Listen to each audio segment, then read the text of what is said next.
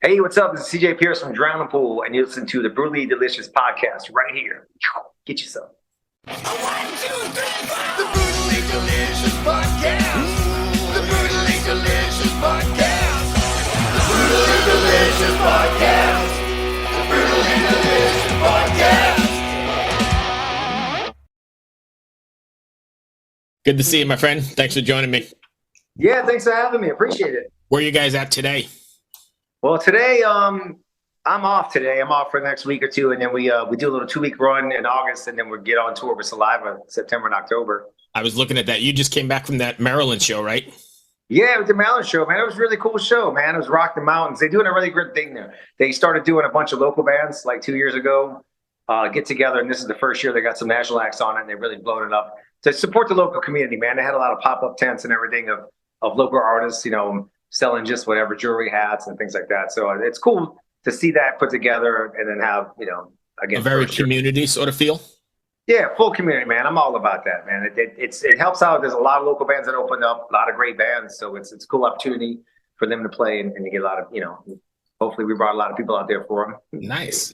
I saw that you're playing the Blue Ridge Festival as well coming up. So you're going to be back this way again. Yeah, back to Blue Ridge, man. I love that festival. We did it a couple of years ago. We've done it a few times. I think it was maybe the first year, second year they did it. That's another festival that's blown up, man, over the years. Big time. It's come a long way. I live right here, and I've never been. Oh, really? Oh, man. Well, come on. You know somebody that can get you tickets? Yeah. I'm in Richmond. I need to get over there. Something always comes up, and I never make that one. But yeah, it's a good one, man. It's a good one. How are you guys dealing with this intense heat and this craziness going on? Yeah, here in Dallas, Texas, it's pretty nuts. So, again, with COVID and everything slowing stuff down the last 3 years, we haven't been able to tour as much. We're getting back on it now with Ryan McCombs. But in the meantime, my drummer and I used to do electrical work 20 years ago before, we took off with everything. So here we are again on the off time doing some electrical work. So the building that I'm in now, I got the AC on like a couple days ago. But before that, man, we just been working in here. It's working inside of a building with no AC. It's a building's like 120 degrees inside. So nice. It's drinking a lot of water. And then when you get home, you just drink a lot of beer. And then there you go. There you go. But even playing like that festival in Maryland, that had to be rough, right? Because it's 110 degrees out there. Yeah, it was pretty warm out there and it rained. Luckily, the rain went away before we went on. But dude, the humidity, just that steamy hot coming up the cement, man. It's pretty wild. But I'm used to it, man. I spent all last summer, we were supposed to do a bunch of shows, things last summer that didn't happen. And I just wound up working in attics in Dallas, Texas, for a little bit, doing a little side work in people's attics. So I think it just kind of prepared me for what's happening now. This is crazy. It is, man. I definitely, I'd stay good with the water, man. You just got to constantly drink water, cold beer. Water and cold beer, right. I need to regulate it better, though. I tend to drink more beer than water, so. Right? Yeah, I got to get extra water in there. Right. So what's it? It's been good, man. It's been all right. It's bearable for me. Some people freak out about it, but right. I'm used to the heat. What's it like having Ryan back in the band, and how did that actually come about? Dude, it's so amazing having him back in the band. It's been a few months now. We came at the beginning of the year, and I'm still kind of blown away by it. We had a great thing going years ago. It's just at that particular time, 2010, 2011, if you will. He had a lot of personal things going on in his life. All of us did at that time. And in hindsight, it probably would have been best for us if we would have just taken a break, maybe 3-month break or something like that, and regrouped instead of taking, 13 years off. Right. But, we're all different people now. And it's been awesome. So he lives outside of London and, he's been living over there the last 5 years. And so we fly him in. He stays at my house and I have the home studio and stuff. So since he's been back, man, it's like we didn't skip a beat. We're just at the house. We're writing music again. We're having all these awesome shows. We're all in a great place, just in life and mentally. So the music is just coming out like you wouldn't believe. We had a record recorded before COVID and we had to wait through that whole time to put it out. And then when we finally did, like always, management label just failed us miserably. So, we kind of came into 2023 thinking, we might just be a 3-piece from here on out. But we had a lot of big shows coming up. Most notably, the show we did with Pantera. It was the first show, as the Pantera now, with Zach Charlie on the drums. So, it was Stevie, our bass player, was like, well, wonder what Ryan's been up to. I hadn't talked to him in a couple of years just to see what's up. He's like, hey, yeah, man, well, I'll come thinking we was going to do a show or two, like a reunion stuff. Right. And the second you walked in, man, it just clicked. But so yeah, man, we're full steam ahead, man. It's awesome. That's great. I've talked to him, I guess, years and years ago, and he was always such a pleasant guy to deal with and talk with. It's good that he's back with you guys. Yeah, he's a great dude. Like I said, again, it was 13 years ago, and I mean, we were just everybody had something going on personally. We should have just taken an extended break instead of a breakup situation. But back then too, I was like, whew, I was on 11. There was no water all year. There wasn't a balance there, right? Water. So now I get the water and get the head on straight. But no, great, man. I'm still blown away, and I'm excited about it. There's a lot of fun things happen. There's a song that we worked on called "Erase You" that wasn't finished. It was the last song we worked on together, and he happened to bring it up, and I did too. Something I kind of finished over the years, and now we're working on that together, which is pretty cool to have like that last thing. But I mean, there's a lot of new stuff going on as well, of course. But that song would be a fun one to put out. We want to get some new stuff out in conjunction with the tour coming up with Saliva. It's just we want to do it the right way. I don't want to just rush and throw stuff out there, but we do have music written and ideas. It's a matter of just choosing which one we want to put the first, first. So are you guys always writing, and are you planning on a record, or are you going to do the single thing like the new music business? I'd like to get a couple songs out there first, drop off singles, because it's kind of weird the way it works now. You're right. It's back in the day, I guess maybe the 40s, 50s, they would put out singles, and after they had so many singles, they'd make a record. Right. And it just kind of seems like we're coming back around to that way of doing things. Putting out a song, but again, we have a couple songs down. I like to just get a couple out there first, and then go back to traditional records. I think you kind of have to, and honestly, I'm not a fan of that model because I grew up probably like you did. Where you go to the record store and you buy the album and you sit down and listen to it the way you had it sequenced and whatever. And that's all gone though, because people like my son, they want the one song, maybe listen to 30 seconds of it, and they're moving on. So it's different. They move so fast. I'm going to start writing 30-second songs. I'm still going to write how we write. That's our art. And I do like that you said, I love to sit down and grab like a record and just shut everything off for like the next hour of my life and just dive into it and soak into it and soak it all up, man. I still like that, man. I still do that, man. My wife, she's amazing for that too. Like we'll have a certain times, so we do it at least once a week or twice a week. It's like, let's just sit down and listen to this whole record or that whole record. What was the last record you threw on?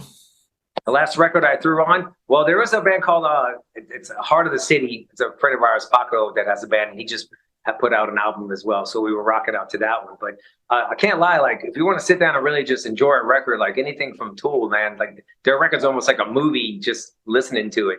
Yeah. It's one of my favorites, man. So for me, it was I don't know if you could see it, King's X. Yeah, King's X, baby. Oh, dude, I love King's X. Yeah, I just picked up this. I must have missed it because I'm a big fan, but Manic Moonlight a couple of years ago, I guess, or whatever. But I found it in a weird record store, and I love it. Dude, I have the record player hooked up. I have a PA system, of course, in my living room next to the TV with 2,000 watt amp, and we sit there, we play the record through that and just crank it up and just chill. And just chill, man. I'm still in that mind frame. I love it. It's awesome. It's relaxing. I get the new world where it's like so much information, so many songs, skip through 30 seconds. Right.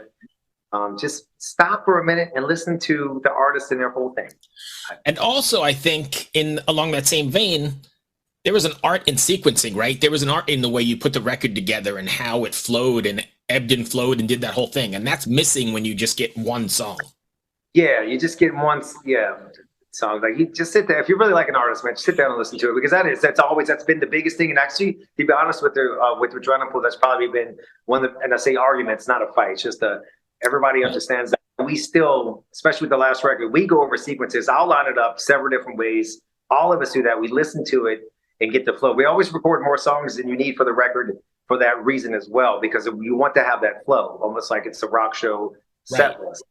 And we have that. It's still important to me. I still want to do that.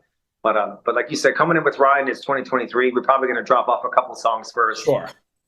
But I'm still going to make albums, man. It's just.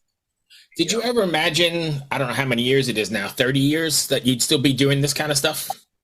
I always hope so. I've always wanted it. I'm passionate about music. I love it. I love playing the rock show. I love everything that comes along with it. I love touring. I love meeting fans. I love every aspect of playing music.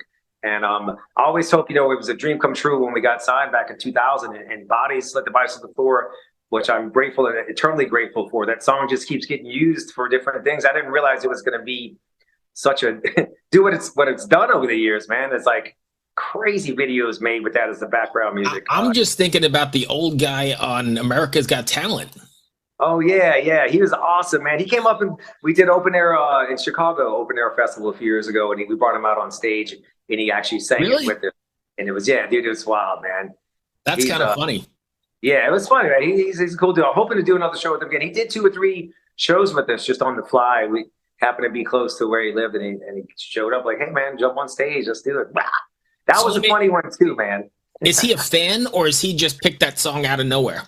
Oh, I mean, we're all friends and family now, man. It's right. It's been years and years, but he does karaoke stuff on the weekends, and that was one he picked, and everybody love it. And that's kind of how that popped up. And dude, that next day after that aired, I mean, I got so many calls and texts. I'm like, what the hell's going on? Because I hadn't seen anything.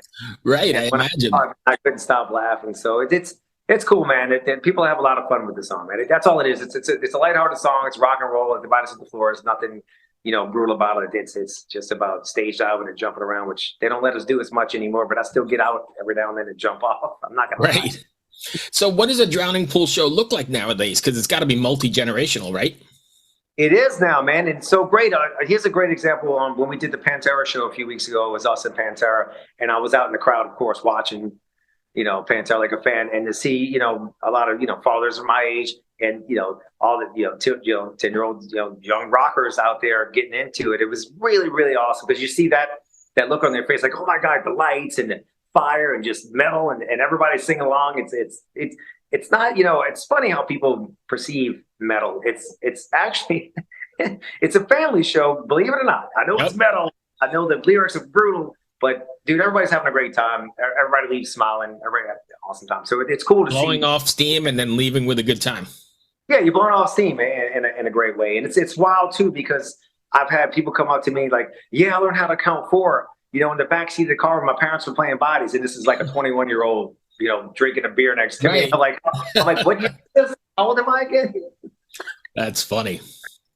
All right, so I got to ask, what was Pantera like?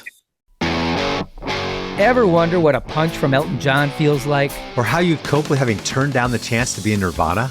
Or what signal Keith Richards gives when he wants you to get the hell out of his hotel room? Fans of Too Much Effing Perspective don't have to wonder, because they've heard these exact stories and a jillion others on our podcast. I'm Alex Hoffman, former tour manager for Radiohead. And I'm musician and comedy writer Alan Keller. On the TMEP show, we get guests like Nancy Wilson from Heart, Jeremiah Freites from the Lumineers, and Modern Family's Julie Bowen to tell us things they may have only shared with their therapist, clergy, or a TMZ stringer. So join us on Too Much Effing Perspective. That's EFFING Perspective. The only podcast you crank up to 11. Pantera was great, man. I know, people have said a lot of stuff about it. There's a lot of controversy, right? Phil and X, so it's Rex and Phil. It's a reunion of those two guys coming together. But it's a hats off to Pantera and what it was about. Of course, Dime and Vinny were a big part of that. Personal friends. I've had a lot of times. Actually, we toured together back in the early days with Drowning Pool. And I've known Zach forever, and we've known Charlie forever. What better person to pick? And I was actually hanging out with Zach, and it's Zach Wild. Zach does Zach. Dime did Dime, and nobody's ever going to play Dime like Dime. But I think he might be the closest to it. It's the closest thing you're going to get to it. And, we were talking about it because every now and then I'll get called up and, on stage and I'll do some Pantera covers. So I stay up on my chops. But him and I, Zach and I were talking about certain things that Dime did. And we're like, what the hell is he doing right here, man? Was he completely drunk or is he just a genius? Like, Why would you do that, And Zach's like, there's 1 or 2 things I'm not sure what he's doing, man. I'm just going to play a solo. I said, it's a guitar solo, man. Do your thing. You're doing it great. Everybody wants to give. I don't know why would you give shit, because the show was great, and you keeping that music alive, and you keeping that what Diamond and Vinny brought to the stage, and they nailed it to me. Phil sounded great. He never sounded better. The show was amazing. They let us use a lot of their toys. Nice. So our show was amazing. And Charlie's one of the best. Yeah, he's one of the best, dude. And they took time and they nailed it, man. Like, go see the show. Just go see it. You have to see it, and you'll know when you're there, man. That's good to hear, because I know it's gotten a lot of bad bad press along the way, and I have no hatred towards it. I want to see it actually. Yeah. It's so great, dude. I hope they keep going with it, you know. And I'm guessing they play all the hits like Cemetery Gate and all that kind of stuff. Yeah, but the thing they did with Cemetery Gate's not to take away from the show, but that was kind of the tribute area of the show. And they had me in tears, man. They had everybody in tears. And I'm like, it's just sand outside. It's just wind's blowing. There's no pride in rock and roll, you know. But they did it justice. They did a really good tribute to them. And while Cemetery Gates was playing in the background, so you hear Cemetery Gates, and Zach did some stuff along with it, some solo stuff. It was tasteful. It was very tasteful. Like, and that's cool because I know you said you know those guys, and I guess there's the Texas connection, right? Because you're all from there. Yeah, my drummer Mike Lewis and I moved to. We're from New Orleans, and we moved to Dallas in mid '90s, which come to find out, you know, Phil was from New Orleans. He moved there as well, and that's when Pantera. So we've always had a connection. There was the good, you know, Dave Williams that actually introduced us to Diamond Vinny back then because he was already friends with them, and that's, you know, I mean, I know Rex, I know Phil, but I've mostly hung out with those two, especially Mike Lewis and myself. We were kind of kicking it when they were Get Damage playing together, and we were doing our second record tour. Right. It was awesome to get to tour with them. By the end of the tour, though, man, you know, I was kind of like, here comes Dom, you better hide, man, because you're going to get wasted. The second he grabs you, it's like, oh, let's do this. He was really lived up to his name, huh? He lived up to it, man, every second of it. And, you know, again, it's to him 24/7, you're on tour every second. It's entertainment. It's a rock show. You know, you have fireworks and alcohol and good times, man. What was his, was it the Blacktooth Grin? The Blacktooth, man, is a Crown Royal with a little splash of Coca-Cola in it just to take the little bite edge off. And that was this thing to do, man. But every now and then, you know, we have somebody or somebody would be, this was far and few between. I'm just going to share one story. I thought it was funny. But you had like a knucklehead come up on the bus or somebody weird. So he would take a shot. He would make shots and he would put one in the microwave and warm it up for the guy to be a knucklehead and hand him a warm shot. Oh, and you Jesus. just like, And the tour you got coming up with Saliva is going to be cool too, right? Because it's great to see them back out on the road. It's going to be so great with Saliva. Now, you know, yes, obviously Saliva's had some changes throughout the years, but Saliva it's a Saliva that evolved that's been Saliva for a very long time. It's tough one too, man, because I was really good friends with Wayne. Like right. We took off on tour. We always talked about writing together, and I feel so bad now that I didn't have a chance to write a song with Wayne. But he was a great friend, a great influence. I mean, I've known him since I met him at WrestleMania 18 is when we first did a show with Saliva. Right. And we've done tours and shows off and on together throughout the years. It's been a while since we toured together. And they have a new song out there on the record. And here we are with Ryan again, and we have some new stuff that's coming out. So it makes sense, man. And we're going to be flip-flopping.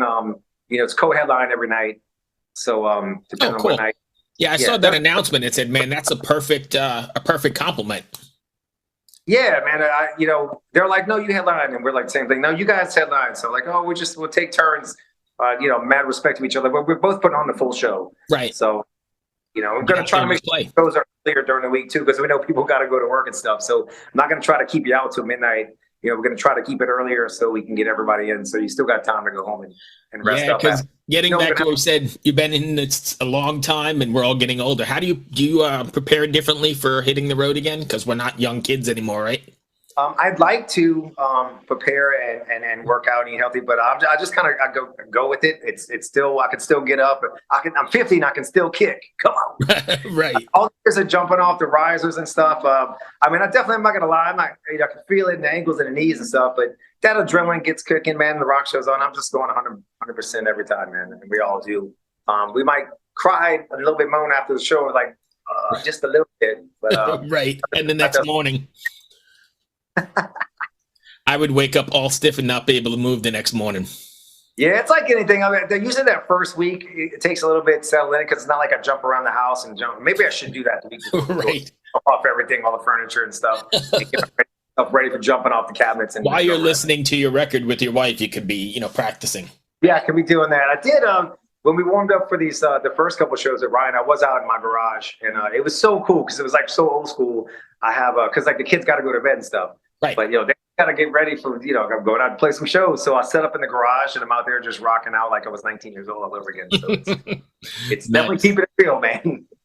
So what do you guys have next after the Saliva run? Is that going to take you to the end of the year? Yeah, we do some U.S.O shows again. We do a lot of stuff with the troops, and usually 3 or 4 times a year we go overseas and do Iraq, Kuwait. You guys have been doing that a lot, right?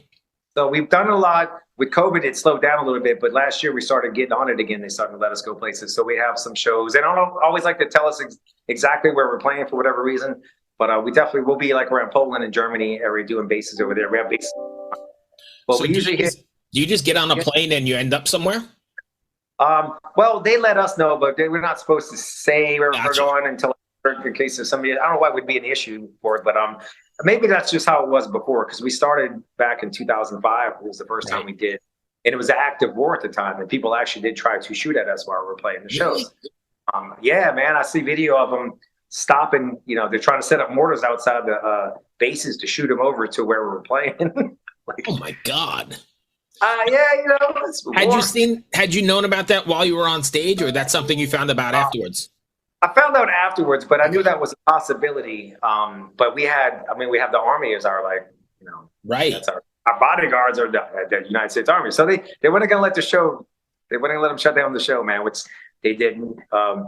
But no, man, I gladly do that. You know, you got to have, you know, I don't think anybody in their right mind is for war. I think we all want to get along and have a good time, but we still have to have a place and our, you know, we have to respect the armed forces for what they do, man. They give up a lot of their time and their lives. And that's what we're doing over Christmas. So we're going during Christmas and New Year's.